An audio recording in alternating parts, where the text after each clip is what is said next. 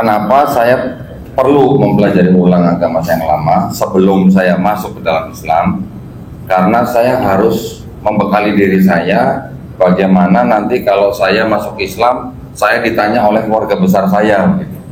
Jadi keterusan gitu ya. Yang tadinya hanya mempelajari dasar-dasarnya, keterusan sampai mempelajari sampai ke akar-akarnya. Nah, itu yang saya alami, sehingga ketika saya masuk atau memeluk Islam, saya sudah siap dengan segala pertanyaan dari keluarga besar saya. Alhamdulillah, ternyata nggak banyak yang nanya. Jadi sudah belajar capek-capek, ternyata yang nanya cuma kakak perempuan saya. Ya, saya pikir nanti mau banyak yang nanya gitu, kenapa kamu masuk Islam gini. Ternyata yang nanya cuma kakak perempuan saya. Kakak perempuan saya cuma nanya begini, kamu kenapa masuk Islam? Ya. Karena kita sudah sama-sama besar di dalam lingkungan gereja, jadi saya jawabnya juga simpel aja. Karena saya mau ikut Yesus. Nah, bingung dia. Loh, kan selama ini kita Kristen ikut Yesus. Saya bilang enggak, selama ini kita ikut Paulus. Berbeda gitu ya.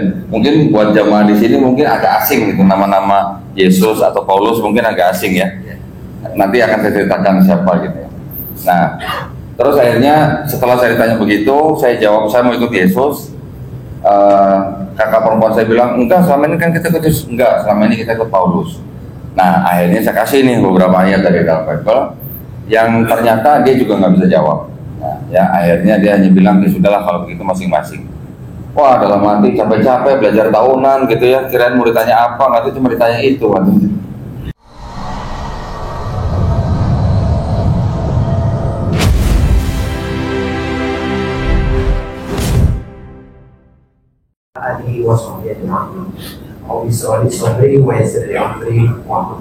di lisan yang mengkori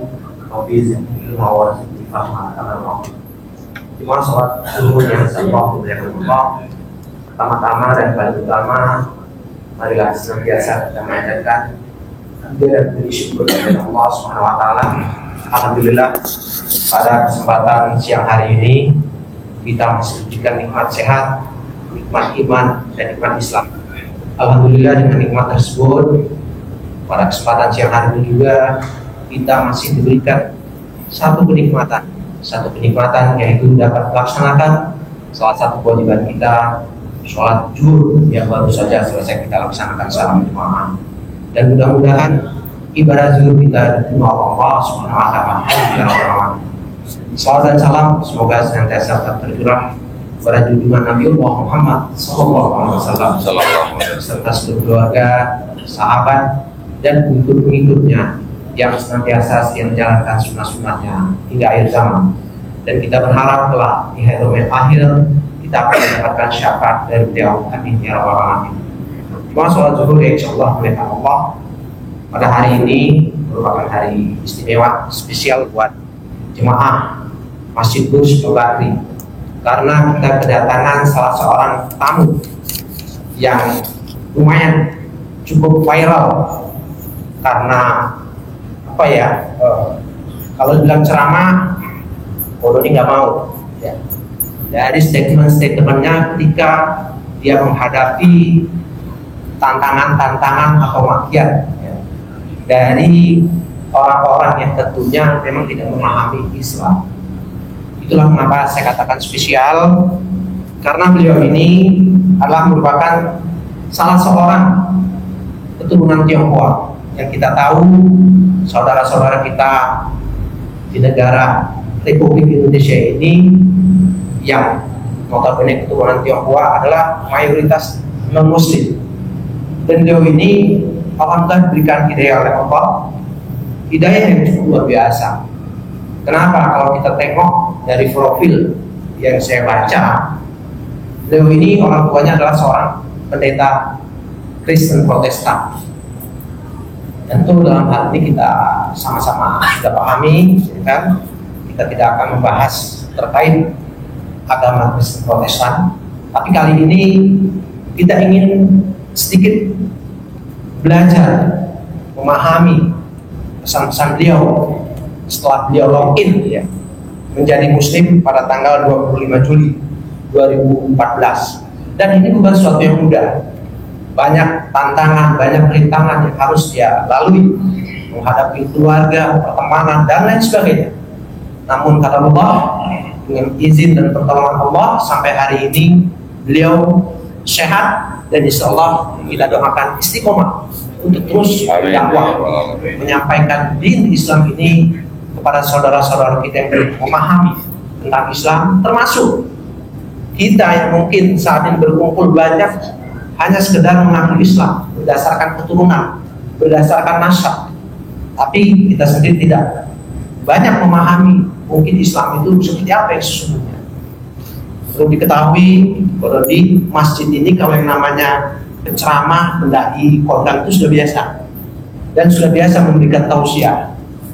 Tapi saya katakan ini merupakan hari spesial. Kenapa? Ini akan disampaikan oleh seorang tokoh yang cukup viral di sosial media. Seantero jagat negeri ini paham sekali ya. Kalau saya melihat juga itu banyak followernya, tapi alhamdulillah tetap istiqomah dan mudah-mudahan terus istiqomah. Amin. Pada kesempatan siang hari ini, karena temanya adalah benteng akidah Islam, dan kita tahu yang namanya akidah itu merupakan salah satu fondasi utama dalam ajaran Islam.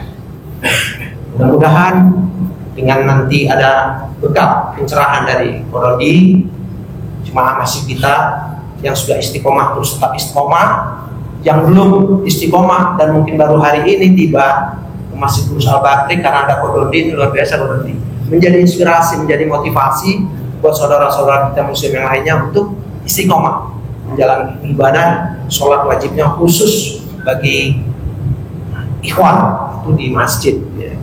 Mungkin itu waktu kita tidak panjang, makanya tidak ada MC merangkap ya, mohon maaf, waktu kita sampai pukul 13. Namun demikian juga nanti di sela-sela namanya uraian atau pemaparan Kodandi itu ada pertanyaan, mungkin kita bisa berikan kesempatan buat jemaah. Dan kita berharap sekali lagi acara kita ini mendapat ridho dari Allah Subhanahu wa taala. Amin. Itu marilah sama-sama kita awali kajian kita siang hari ini bersama-sama baca basmalah. Bismillahirrahmanirrahim. Kepada Kodan Tan Susanto dipersilakan. Baik, bismillahirrahmanirrahim. Assalamualaikum warahmatullahi wabarakatuh. Innal hamdalillah nahmaduhu wa nasta'inuhu wa nastaghfiruhu wa na'udzu billahi min syururi anfusina wa min sayyiati a'malina may yahdihillahu fala mudhillalah wa may yudhlil fala hadiyalah. Asyhadu an la ilaha illallah wahdahu la syarikalah wa asyhadu anna Muhammadan abduhu wa rasuluh. Allahumma shalli wa sallim wa barik ala sayyidina Muhammadin wa ala alihi wa sahbihi ajmain. Amma ba'd. Puja dan puji syukur kita panjatkan kehadirat Allah Subhanahu wa taala. Salawat dan salam semoga selalu tercurah bagi junjungan kita Nabi besar Nabi Muhammad sallallahu alaihi wasallam. Alhamdulillah saya senang sekali memenuhi undangan daripada Masjid Burj ya, di Bakri Tower. Alhamdulillah saya bisa berjumpa dengan jamaah di sini untuk berbagi kebaikan, berbagi kebenaran dalam Islam sesuai dengan topik yaitu benteng akidah Islam.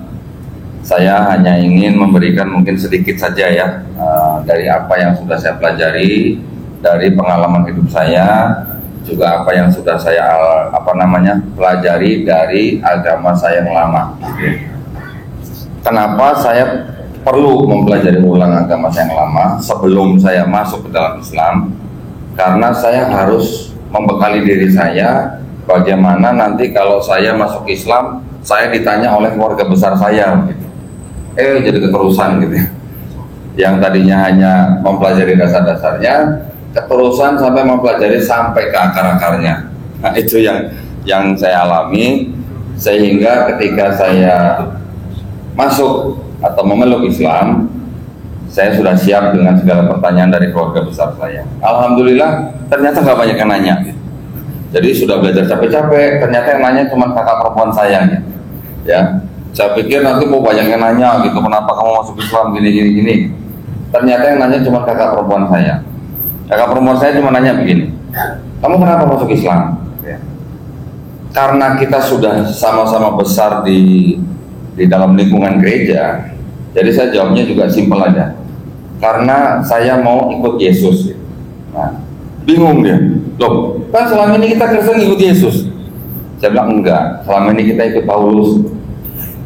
Berbeda gitu ya. Mungkin buat jamaah di sini mungkin agak asing gitu, nama-nama Yesus atau Paulus mungkin agak asing ya. Nanti akan saya ceritakan siapa gitu ya. Nah, terus akhirnya setelah saya ditanya begitu, saya jawab saya mau ikut Yesus.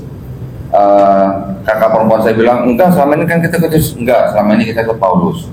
Nah, akhirnya saya kasih nih beberapa ayat dari dalam Bible yang ternyata dia juga nggak bisa jawab. Nah, ya akhirnya dia hanya bilang, ya sudahlah kalau begitu masing-masing. Wah, dalam hati capek-capek belajar tahunan gitu ya, kirain mau ditanya apa, nggak tahu cuma ditanya itu. Tapi alhamdulillah akhirnya saya bisa bergabung dengan sebuah yayasan, yaitu Yayasan Pembina Mu'alaf At-Tauhid yang berpusat di Surabaya, di mana yayasan ini memang visi dan misi utamanya adalah untuk mengajak orang masuk Islam dan membina para mu'alaf ya. Selain itu, yayasan ini juga menempuh jalur pemikiran, maksud saya jalur perang pemikiran gitu ya, Dr. Fikri, di mana alhamdulillah saya diamanahkan menjadi ketua litbang di yayasan tersebut, sehingga saya ditargetkan untuk bisa berdialog atau berdebat dengan pendeta-pendeta Kristen minimal setahun 2 kali. Nah, ya alhamdulillah mungkin karena pengetahuan yang saya dapat dan juga barang bukti yang saya punya itu memang sangat-sangat mencukupi gitu ya untuk mengadakan dialog atau debat dengan para pendeta. Tujuan kita mengadakan dialog itu bukan berarti kita mau cari musuh, bukan kita mau memecah persatuan dan kesatuan negara Republik Indonesia, sama sekali bukan. Tetapi kita membuka jalan edukasi. Jalan edukasi ini yang kita peruntukkan baik untuk kaum muslim dan juga untuk yang belum muslim. Saya sebutnya belum muslim ya, jangan non muslim. Kalau belum muslim kan insya Allah dia suatu saat masuk Islam. Amin. Nah, jadi sudah beberapa kali acara debat yang kami adakan dengan para pendeta, yang mana kami sebenarnya tidak punya target ya untuk mengislamkan siapapun melalui acara-acara tersebut. Tetapi kami hanya berharap bahwa acara yang kami adakan juga bisa menjadi dakwah untuk orang Islam dan juga untuk orang yang belum muslim gitu ya. Ya kita nggak pernah tahu siapa nanti yang menonton acara tersebut, di belahan bumi mana siapa orang yang gara-gara video tersebut mereka masuk Islam, kita nggak pernah tahu. Karena itu juga yang terjadi dengan saya gitu ya. Beberapa tahun silam ketika saya sebelum masuk Islam, saya juga menonton video-videonya debat almarhum Syekh Hamid Hidayat. Kemudian dilanjutkan dengan video-video Dr. Zakir Naik. Beliau-beliau yang berdebat atau beliau-beliau yang ceramah mungkin juga tidak pernah tahu berapa orang di belahan bumi yang lain yang menonton video beliau masuk Islam. Ya, itu kita tidak pernah tahu. Jadi kita hanya melakukan dakwah, kita melakukan event tersebut lillahi ta'ala, dan kita melakukan dakwah tersebut mengikuti aturan-aturan atau batasan-batasan yang telah ditetapkan dalam Al-Quran. Yang dimaksud adalah di dalam Quran disebutkan bahwa janganlah kamu berdebat dengan ahlu kitab kecuali dengan cara yang paling baik. Nah, cara yang paling baik yang bagaimana? Artinya kita harus menghormati lawan bicara kita, tidak boleh kita menyerang pribadi lawan bicara kita, apalagi kita tidak boleh ya sampai menghina sesembahan mereka. Ya, itu adalah batasan yang ditentukan oleh Al-Quran. Kita dilarang menghina sesembahan orang lain, karena kalau kita melakukan itu, nanti orang itu akan menghina Allah SWT tanpa pengetahuan.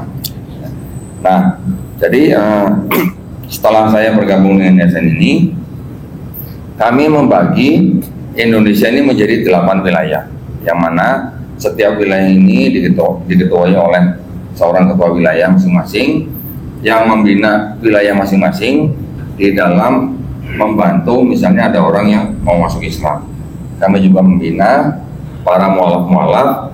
Contoh misalnya yang ikhwan gitu ya, yang belum sunat misalnya, tidak perlu repot-repot cari atau pergi ke klinik untuk sunat. Kita kirim juru sunat ke rumah, kita sunat dia di rumah gratis ya, tidak perlu bayar. Untuk yang ikhwan dan akhwat, kita berikan, bahkan kita minta waktu kepada mereka 1 minggu 2 hari untuk belajar Islam. baca fikih, baca akidah, baca iqra, semuanya kita berikan gratis. Nah, alhamdulillah saya datang ke sini malah ketua wilayah 2 ya yang kita kelola di Jakarta ini malah karyawan di gedung ini, Pak Ustadz Agus Kris Deli yang duduk di sini, masya Allah ya. Jadi Jakarta sempit ya Ustadz ya. Ya, saya kembali kepada benteng akidah Islam bahwa ternyata ketika kita ingin membentengi akidah kita sendiri sebagai umat Islam dan juga umat Islam yang lain, kami menggunakan metode atau cara dakwah yang disebut dengan dakwah kristologi.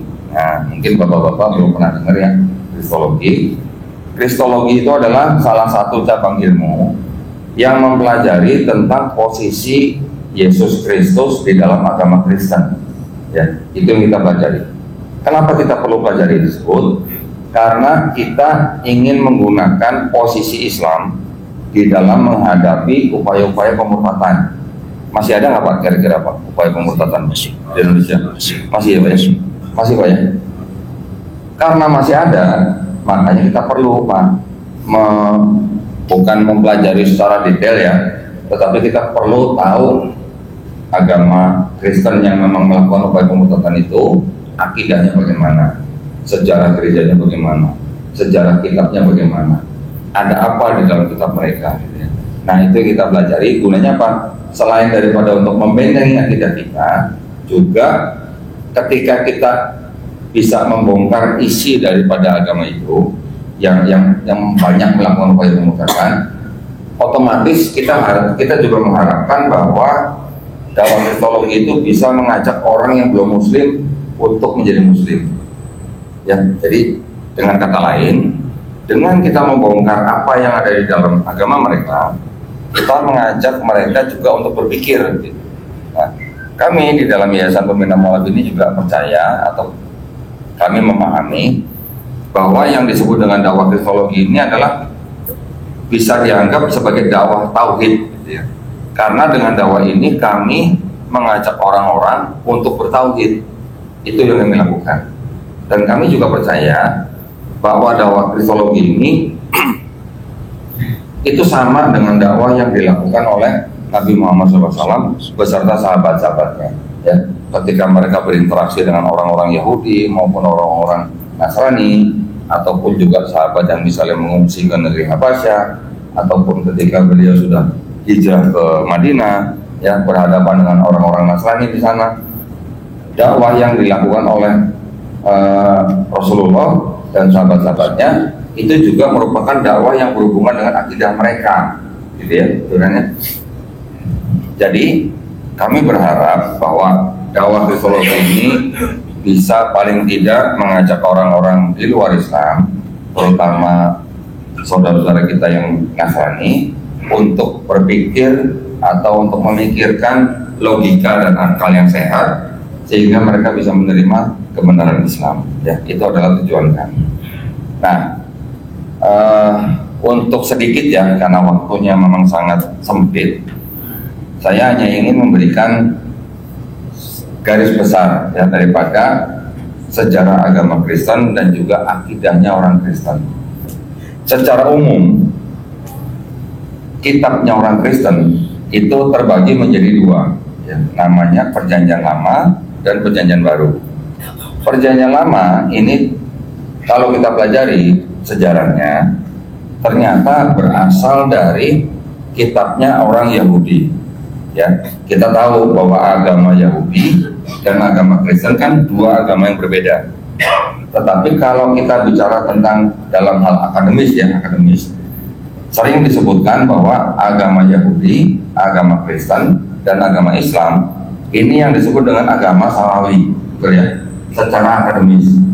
Tetapi kalau kita sebagai Muslim, setuju nggak kalau di dalam agama Samawi itu ada 3 agama? Setuju nggak? Sebagai Muslim? Tidak. Ada berapa agama Pak? Secara Muslim 1 ya, hanya Islam. Alhamdulillah. Kita sering mendengar juga bahwa bahkan orang-orang Islam ya yang menyebut bahwa Ini mohon maaf saya pakai peragaan ya, kalau pakai peragaan ini lebih enak ini. Saya kalau kemana-mana jadi bawahnya kitab orang jadi ini. Ya. Nah, ini saya banyak membawa kitab yang berhubungan dengan mereka. Saya agak prihatin kalau ada orang Islam yang menyebut kitab sucinya Kristen dengan sebutan Alkitab atau sebutan Injil. Ya, ada ya, namanya Injil ya. Kitab suci apa? Injil. Setelah kita pelajari ya, saya dan teman-teman, ternyata yang disebut dengan Taurat, Zabur, Injil yang disebut di dalam Quran itu apakah kitabnya orang Yahudi dan kitabnya orang Kristen? Ada yang berani jawab Pak? Saya ulang ya. Apakah Taurat, Zabur, Injil yang disebut di dalam Quran apakah itu kitabnya orang Yahudi dan kitabnya orang Kristen? Bukan? Oh, berarti udah belajar semua berarti ya? Oh, berarti sudah mempelajari kitab mereka dong. Tetapi kan sayangnya masih banyak teman-teman kita dari kalangan Islam, bahkan ustadz-ustadznya menyebut kitabnya orang Kristen ini sebagai Injil. Betul ya? Sering mendengar kan? Itu ingin saya koreksi, ingin saya luruskan ya. Kalau kita mengetahui isi daripada kitab ini dan kita mengetahui sejarah daripada penyusunan kitab ini bukan yang disebut dengan Injil yang diterima oleh Nabi Isa alaihissalam ya. Karena ini ditulis oleh orang-orang yang tidak pernah kenal dengan Nabi Isa alaihissalam, yang tidak pernah jalan-jalan bareng dengan Nabi Isa alaihissalam. Ibaratnya orang-orang yang tidak pernah ngopi bareng lah sama Nabi Isa alaihissalam ya. Ini kalau kita pelajari. Yang ngomong siapa? Yang ngomong malah dari kalangan Kristen sendiri ya, orang-orang Kristen yang mempelajari manuskrip-manuskrip kuno gitu. Kenapa? Karena kita tahu bahwa Nabi Isa alaihissalam dilahirkan, besar dan berdakwah di daerah Palestina, betul ya?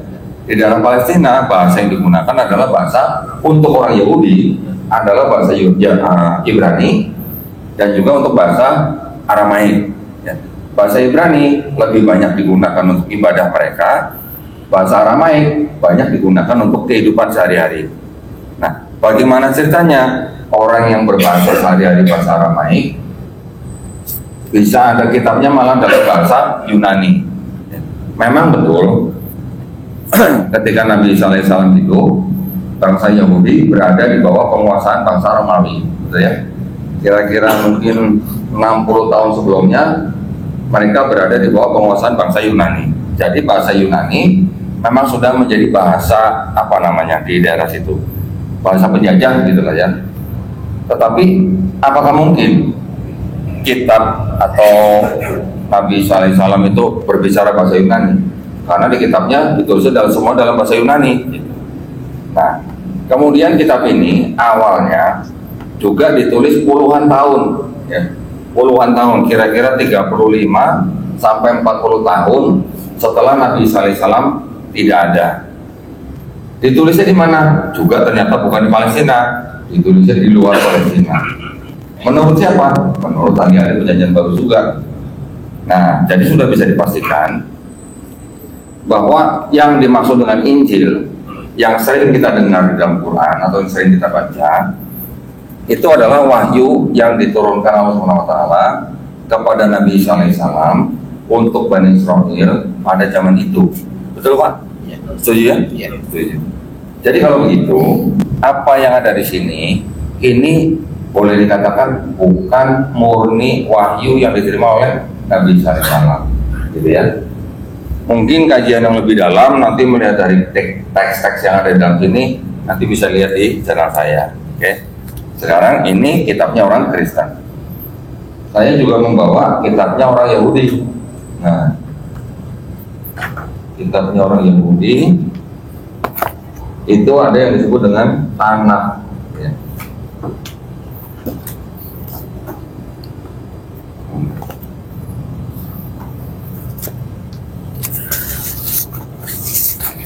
Nah,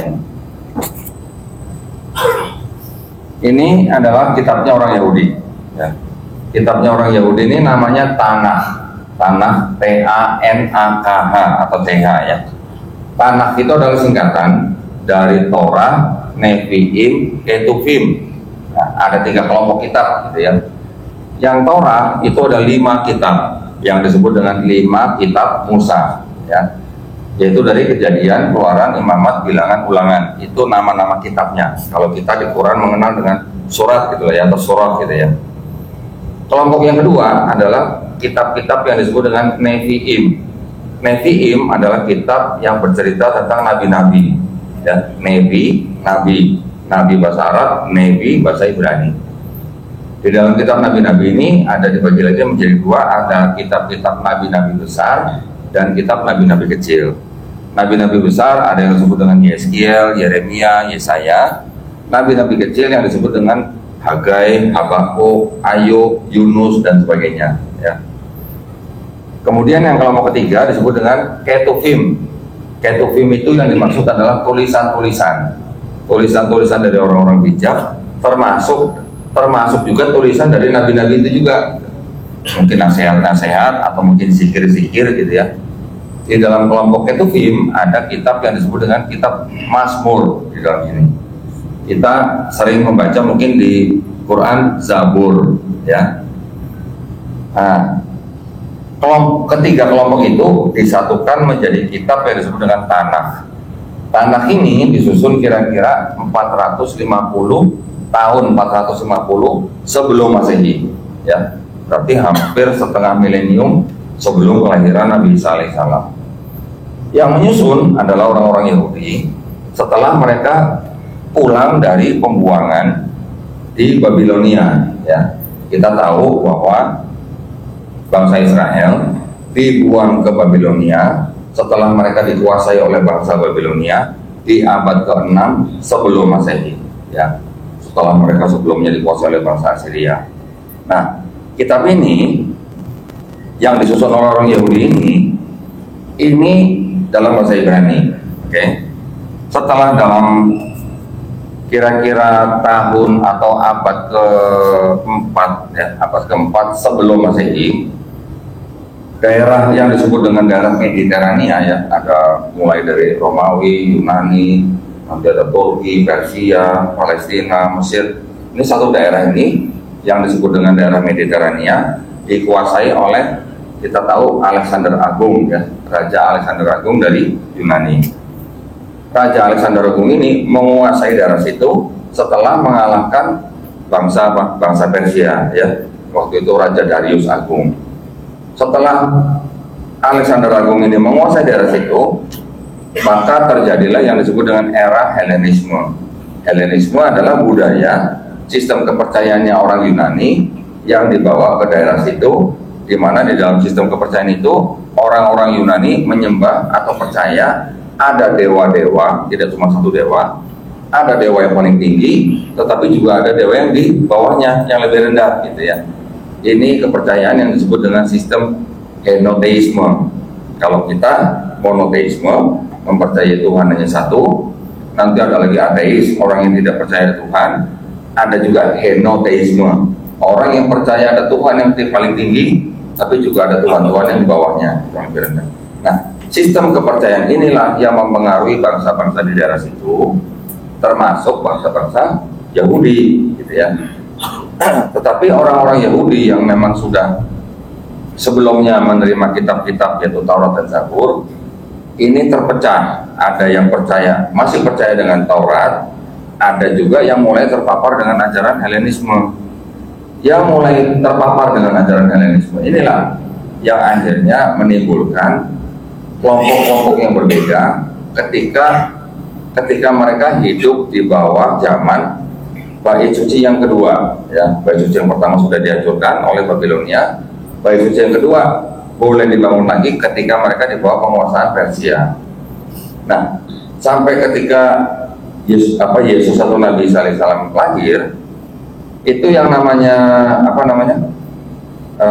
Helenisme itu masih berlangsung gitu ya. Jadi orang-orang Yahudi atau bangsa Israel yang sudah terpecah itu menimbulkan beberapa kelompok. Ada kelompok Farisi, kelompok Saduki, kelompok Eseni, dan juga kelompok Zelot. Nah, kalau kita lihat pergerakan dari 4 kelompok ini sebenarnya berbeda-beda. Kalau Saduki dia tidak boleh dikatakan tidak terlalu berpegang pada hukum Taurat. Kalau kelompok Farisi mereka berpegang pada hukum Taurat dan kitab mereka. Kalau kelompok Eseni ini seperti orang yang memisahkan diri dari masyarakat gitu, yang mereka mungkin hanya beribadah terpisah gitu ya, yang sangat-sangat rohani gitu. Kelompok Zelot ini adalah kelompok yang berusaha memperjuangkan bangsa Israel lepas dari penguasaan Romawi. Nah, 4 kelompok ini, 3 dari 4 kelompok ini yang menciptakan agama Kristen atau yang mempengaruhi timbulnya agama Kristen. Ya. Farisi ada tokoh yang bernama Paulus, Zelot ada tokoh yang bernama Simon, kemudian Eseni tidak ada tokohnya, tapi dari kepercayaan mereka tentang hal-hal yang gaib, misalnya tentang malaikat gitu ya.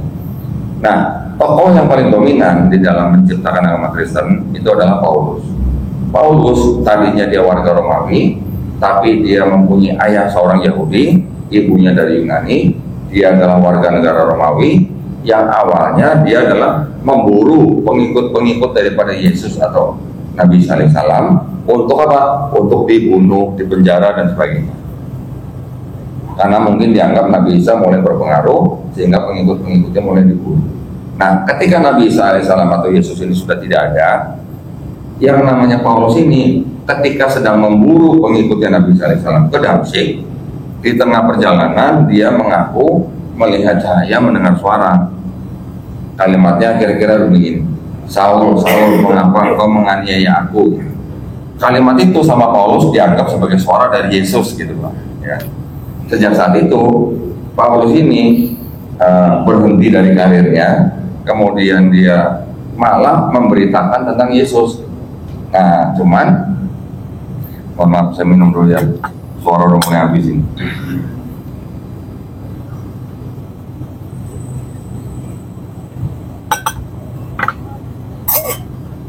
Alhamdulillah.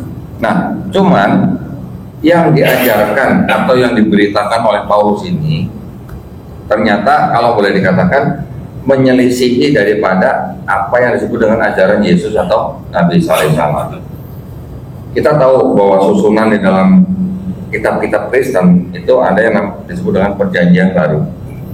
Yang ini, yang punya orang Yahudi ini, di abad ketiga diterjemahkan ke bahasa Yunani, kemudian menjadi kitab yang disebut dengan kitab Septuaginta ini. Ya. Ini dijadikan separohnya kitab Kristen, ya. Jadi, nah ini adalah kitabnya orang Kristen ini. Jadi ini Perjanjian Baru, yang ini menjadi Perjanjian Lama, terjemahan daripada kitabnya orang Yahudi. Tetapi kitab ini dijadikan kitab orang Kristen setelah terjemahannya diresensi, ya. Diresensi itu artinya direvisi terjemahan-terjemahannya sesuai dengan doktrin mereka. Kemudian ini dijadikan satu begini. Nah, inilah kitab orang Kristen. Ya. Bedanya apa antara ini dan yang ini gitu. Kalau yang ini mereka sudah mempercayai bahwa yang disebut Yesus itu adalah Mesias yang dijanjikan di dalam kitab ini. Ya, tetapi kalau orang Yahudi tidak mempercayai bahwa Yesus adalah Mesias yang dijanjikan dalam kitab Yahudi. Nah, di dalam kitabnya orang Kristen yang Perjanjian Baru ini komposisinya ada 27 kitab. Yang 4 kitab ini adalah kitabnya yang disebut dengan Gospel, yang menceritakan tentang Yesus atau Isa dari lahir sampai mati disalib sampai bangkit. Kemudian ditambah juga dengan 13 surat-surat dari Paulus. Kemudian sisanya adalah tulisan-tulisan dari rasul yang disebut dengan rasul ya. Nah, kita jangan menyamakan istilah rasul di dalam sini dengan rasul di dalam Islam. Kalau rasul di dalam Kristen, mereka anggap hanya sebagai apa? Pengikut Yesus. Tetapi kalau rasul kita di Islam, kita paham bahwa rasul adalah nabi yang menerima risalah, betul ya? Nah, dari 27 kitab yang ada di dalam kitab orang Kristen ini, 13 itu adalah kitab-kitabnya, surat-suratnya Paulus gitu ya. Assalamualaikum, ini Dr. Sadi Munir, betul ya? Betul, alhamdulillah. Nah, ini Ustadz Dr. Sadi Munir adalah legenda hidup nih kalau boleh dikatakan ya. Beliau adalah juga debater Islam pada zamannya yang luar biasa ya. Alhamdulillah saya ada janji temu dengan beliau ya. Nanti kita siang akan membicarakan sesuatu tentang apologetika ini. Sehat-sehat ya, Ustaz Sani Munir ya. Alhamdulillah. Baik, saya teruskan karena waktu nih ya. Jadi apa yang diajarkan oleh Paulus di dalam surat-suratnya itu ternyata berbeda dengan apa yang diajarkan Yesus di dalam 4 gospel ya. Di surat-surat Paulus itu mengajarkan setiap manusia yang lahir ini sudah bawa dosa. Dari mana dosanya? Dari dosa yang dilakukan oleh Adam dan Hawa ya. Jadi dosa yang dilakukan oleh leluhur kita ya, Adam dan Hawa itu dikatakan oleh Paulus menyebar atau menjalar kepada setiap manusia yang lahir. Karena setiap bayi yang lahir membawa dosa waris, makanya manusia itu tidak bisa kembali menyatu dengan penciptanya kalau tidak diselamatkan oleh pencipta itu sendiri yang menjadi manusia, Yesus. Ini pahamnya Paulus ya. Ini berbeda dengan yang diajarkan oleh Yesus di dalam yang disebut dengan 4 gospel itu. Walaupun 4 gospel itu tadi kita tidak bisa sebut sebagai Injil yang diterima oleh Nabi Isa AS, tetapi apa yang diceritakan di dalam 4 gospel ini, apa yang diajarkan oleh yang disebut dengan Yesus Kristus itu berbeda ya. Yesus yang di sini diceritakan dia sholatnya seperti orang Islam, sujud ya. Dia diceritakan juga tidak pernah makan babi. Dia diceritakan juga berpuasa. Dia diceritakan juga bersunat. Diceritakan juga ketika beliau disalib dan diturunkan dari kayu salib, kemudian jenazah beliau dikafani, gitu ya. Ini terlepas dari akidah umat Islam ya. Kalau Islam kita tidak mempercayai bahwa Nabi Isa dibunuh dan disalib, tetapi di dalam kitab mereka diceritakan bahwa Yesus dibunuh dan disalib, kemudian dikafani jenazahnya. Jadi kalau dia bersunat, dia berpuasa, dia sholatnya sujud, kemudian dia nggak pernah makan babi, dia dikafani. Sekarang umat mana yang melakukan? Ya? Nah, jadi itu ada indikasi bahwa sebenarnya apa yang dilakukan oleh Yesus di dalam kitab ini, atau apa yang diajarkan oleh Yesus dalam kitab ini, itu sebenarnya adalah akidahnya orang Islam, gitu. Akidahnya Muslim. Karena di sini dijelaskan bahwa Yesus juga berserah diri hanya kepada Tuhannya. Yesus di sini juga menyuruh dan memerintahkan supaya Bani Israel pada saat itu untuk berbakti dan menyembah hanya kepada Allah Subhanahu wa taala, ya. Berarti akidah yang diajarkan oleh Yesus itu adalah akidahnya orang yang Muslim atau yang berserah diri kepada Tuhan Yang Maha Esa. Ya. Nah, itu perbedaan itu yang akhirnya bisa dikatakan ketika Paulus tinggal di Antioquia selama setahun bersama rekannya Barnabas, kemudian selama setahun mereka tinggal di situ, barulah mereka disebut dengan Kristen, gitu ya. Memang mereka menggunakan Yesus sebagai junjungan begitu ya, atau apa ya, sebagai Tuhan ya. Mereka mengangkat derajat Yesus ini yang sudah mati di atas kayu salib ini sebagai Tuhan. Kenapa? Karena Paulus mengajarkan bahwa dosa manusia yang sudah diwarisi dari Adam dan Hawa itu hanya bisa dihapuskan atau ditebus dengan matinya Yesus di atas kayu salib.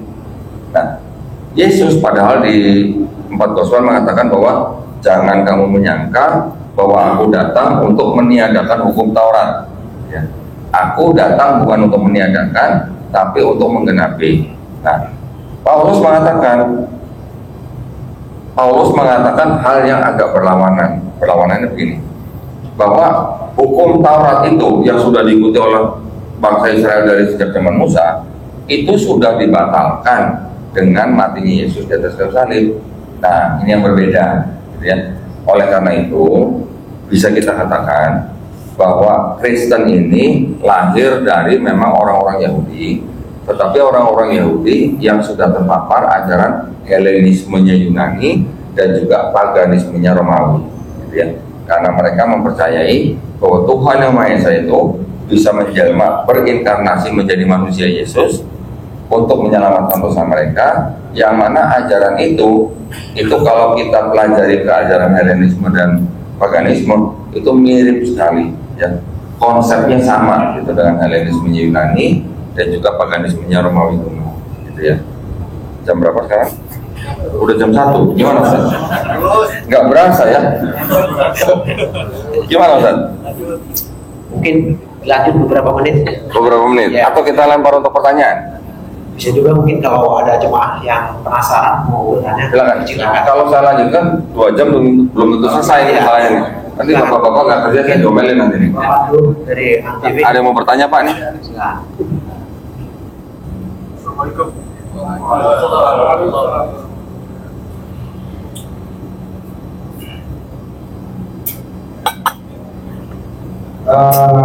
Kolodi, kalau Injil yang tadi Kolodi tunjukin itu adalah bukan bukan kitab suci yang diturunkan pada di Isa, bukan?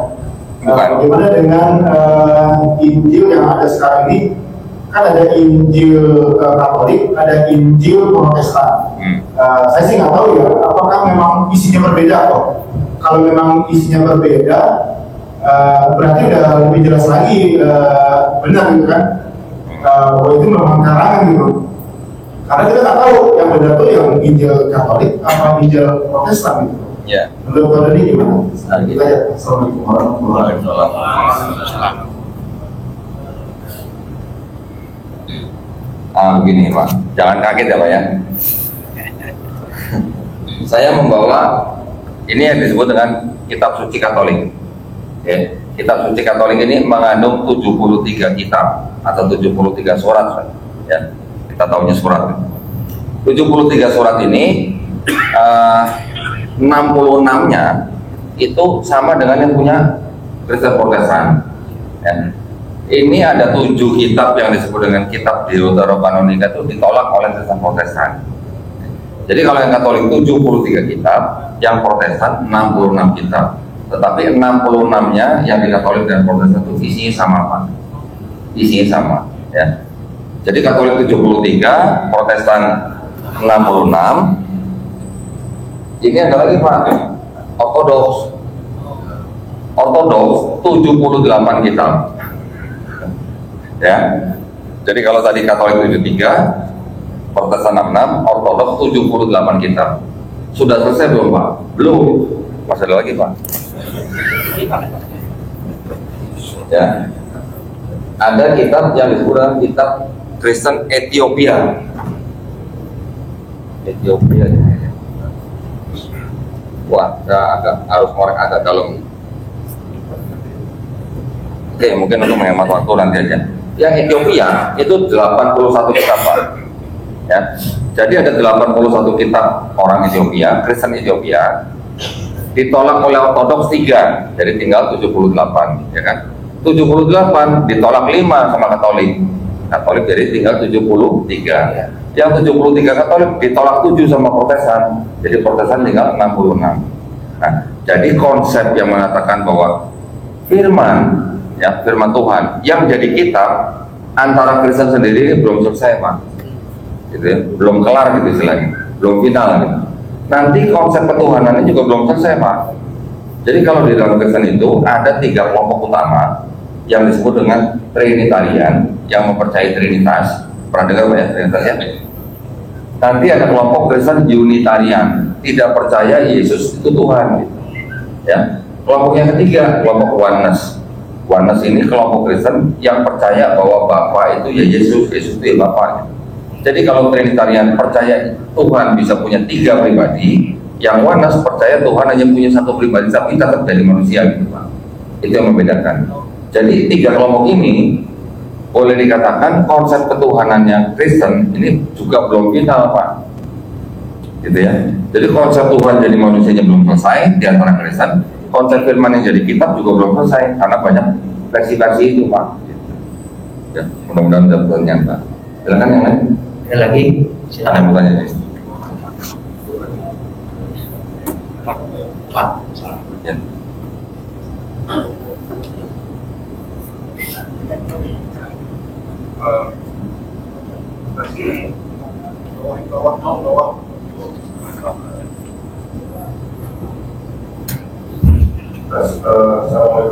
Waalaikumsalam.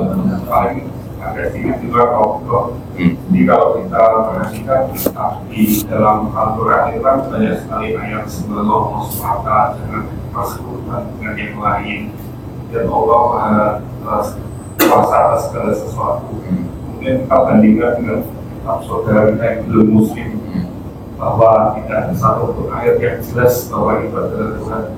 Tapi mengapa saudara-saudara kita ini masih bersekutu dengan yang dengannya? Biasanya itu apa seperti itu? Padahal di Islam sangat berkah sekali. Ya, ya.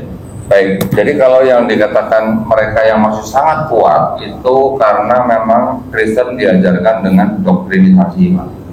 Ya, doktrin kita tahu lah ya. Orang Jerman pada zaman Perang Dunia Pertama dan Kedua, setiap hari kan mereka mendengar apa? Bahwa bangsa Jerman itu adalah bangsa yang unggul, lebih unggul dari bangsa lain. Itu tiap hari kan diperdengarkan terus, Pak. Jadi kalau namanya orang doktrin, benar salah, nggak peduli. Tapi kalau udah masuk ke dalam bawah alam sadar, dia sudah langsung meyakini dengan sangat kuat gitu, Pak. Itu yang namanya doktrinisasi. Nah, Kristen memang diajarkan seperti itu. Ya. Terus kemudian kalau, nah ini memang ada beberapa faktor. Kalau kita melihat dari sisi sejarah, banyak keturunan Tionghoa itu yang memang dulu kan ketika sebelum merdeka itu kan sama Belanda kan memang juga dipecah-pecah atau dikelompok-kelompokkan dengan menggunakan politik DVD merah kan. Nanti ada kelompok Cina, kelompok Arab, kelompok India, kelompok pribumi gitu. Dengan tujuan apa? Supaya mudah diadu domba kan gitu. Tetapi juga kelompok Tionghoa ini kan memang ya memang sudah menjadi mungkin budayanya, mereka banyak melakukan dagang gitu kan. Dagang dengan Belanda. Nah, ketika Belandanya sudah pergi dari Indonesia, mereka kan seperti kehilangan itu semua, ya kan? Nah, jadi banyak yang mereka akhirnya memilih untuk beragama Kristen karena mereka sudah terbiasa bergaul dengan orang Belanda yang Kristen, gitu, ya. Nah, masih ada Pak yang namanya stigma-stigma negatif terhadap pribumi dan Islam. Ya, ini yang memang sering dihembuskan kan. Kalau Belanda kan gampang aja, dia ngomong sama orang Cina, berbunyi begini, nanti dia ngomong sama orang India, begini. Tinggal seadu silang aja begini gitu kan. Jadi masih ada Pak orang tua kami dari keturunan Tionghoa yang mempunyai stigma negatif terhadap Islam gara-gara warisan Belanda zaman dulu gitu Pak. Bahkan ada orang tua yang wanti-wanti anaknya apa, kamu jangan sampai masuk masjid ya, kamu jangan sampai ketemu ustadz ya. Ada begitu Pak. Nanti ada juga orang tua yang mengatakan Islam itu agamanya orang miskin, Islam itu agama teroris, Islam itu agama yang ngemis-ngemis di pinggir jalan atau di lampu merah. Tapi mereka nggak pernah tahu yang nyopet-nyopet di Brasil itu agamanya apa gitu. Ya kan? Yang jadi gembong-gembong narkoba di Meksiko itu agamanya apa gitu kan. Yang ngemis-ngemis di lampu merah Filipina itu agamanya apa gitu. Kan begitu. Mereka kan belum terbuka gitu. Yang mereka tahu teroris karena media. Saya juga dulu boleh dikatakan korban media juga. Ketika saya dulu melihat video gedung WTC ditabrak pesawat, dikatakan bahwa itu pelakunya muslim teroris. Orang yang di luar Islam melihat itu bisa menganggap kok Islam begitu ya, gitu kan? Nah, jadi karena itulah memang Islam ini adalah agama yang paling banyak diserang di seluruh dunia. Maka itu ada yang namanya Islamofobia, betul nggak Pak? Pernah dengar nggak Pak Kristenfobia? Nggak pernah dengar, ya kan? Karena Islam ini yang dianggap memang masih memiliki nilai-nilai moral yang sangat tinggi, memegang agamanya dengan sangat kuat, dimulai dari keluarganya, sehingga memang Islam agama yang paling susah dirusak. Kalau mau dirusak dari luar susah, makanya gimana caranya? Rusak dari dalam. Yang dari dalam ini macam-macam nanti, ada liberalisme, ada pluralisme, ada sekularisme, gitu ya. Jadi nanti sampai ada Kiai Haji sendiri yang ngomong semua agama itu sama. Gimana Pak? Gimana Pak? Kalau dengar begitu? Miris kan Pak? Gitu. Jadi miris gitu. Ya, kira-kira gitu Pak ya jawabannya. Ada lagi mungkin satu pertanyaan lagi, silakan.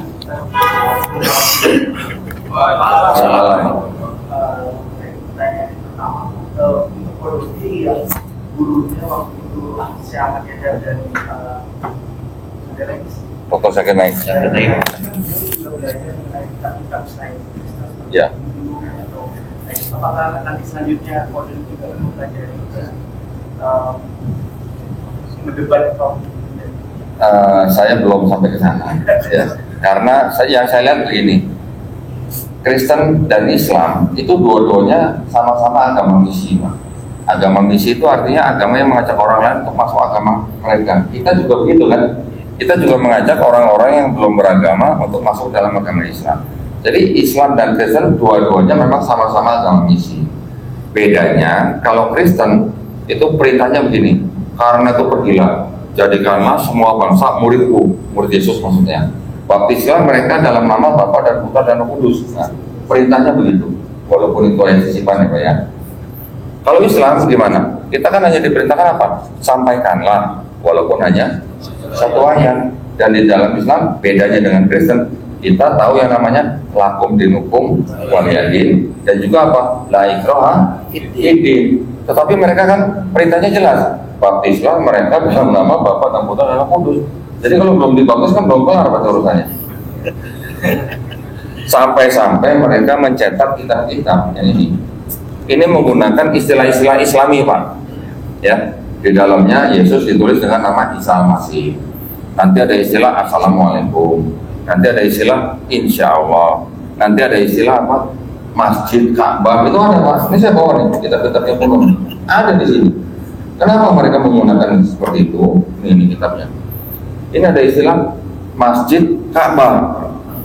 Padahal Ka'bah yang dimaksud di sini adalah Ka'bah untuk bait suci orang Israel, bukan Masjidil Haram gitu ya, bukan. Tetapi dengan menggunakan istilah-istilah yang Islami, tujuannya apa? Untuk mendekati umat Islam, untuk mengajak mereka masuk dalam agama Kristen. Itu yang mereka lakukan. Kenapa saya berani ngomong ini? Karena saya dulu pernah sono. Luar biasa, kalau ini ya. Paparan walaupun mungkin masih panjang, tapi setidaknya ada intisari yang bisa kita peroleh ya, dari kegiatan kita hari ini.